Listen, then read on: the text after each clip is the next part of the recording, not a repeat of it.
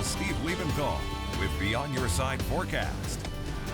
And if you pay much attention to national news and weather, you know that it has been hot in the eastern half of the United States, and not only hot but humid as well. This is a look at the current heat indices, the index that shows you what it feels like when you put the heat and the humidity together, and especially along the east coast and the northeast coast. It feels like 104 degrees right now in Washington, D.C., 107 degrees in Boston. Some cooler air making its way into the upper Midwest. This will cool things down for the eastern part of the United States, but things will be heating up for us. The heat that we see in the desert Southwest will be moving in our direction as high pressure builds in. We have a weak disturbance up to the north that's going to move out and allow that to happen. But again, plenty of sunshine, not only here in Boise, but at Redfish Lake. Sunshine and temperatures warming today.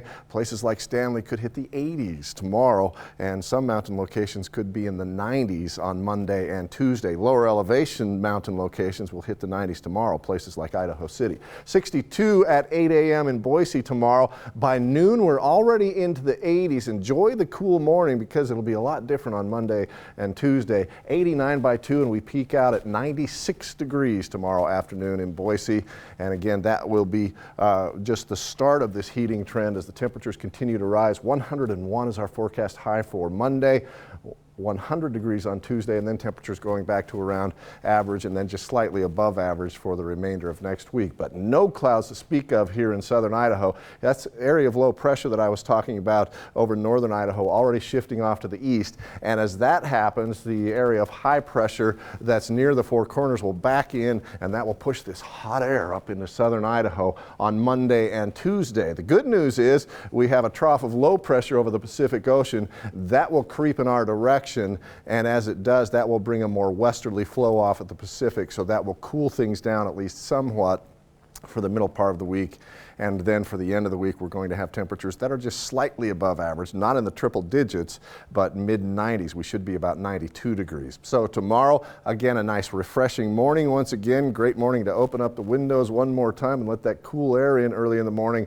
But afternoon highs in the mid and in some cases upper 90s. 98 is our forecast high for Boise now. The computer model's warming things up a little bit for tomorrow. Sunny, and as I said, in lower elevations in the mountains, we'll hit the 90s and we'll be close in places like McCall, where the afternoon forecast high is 87 degrees. Another cool morning in Stanley, down to 34 degrees, but that's about it for your cool mornings. 86 for the afternoon high, although mornings are always cooler in Stanley, of course, than they are here in the valley.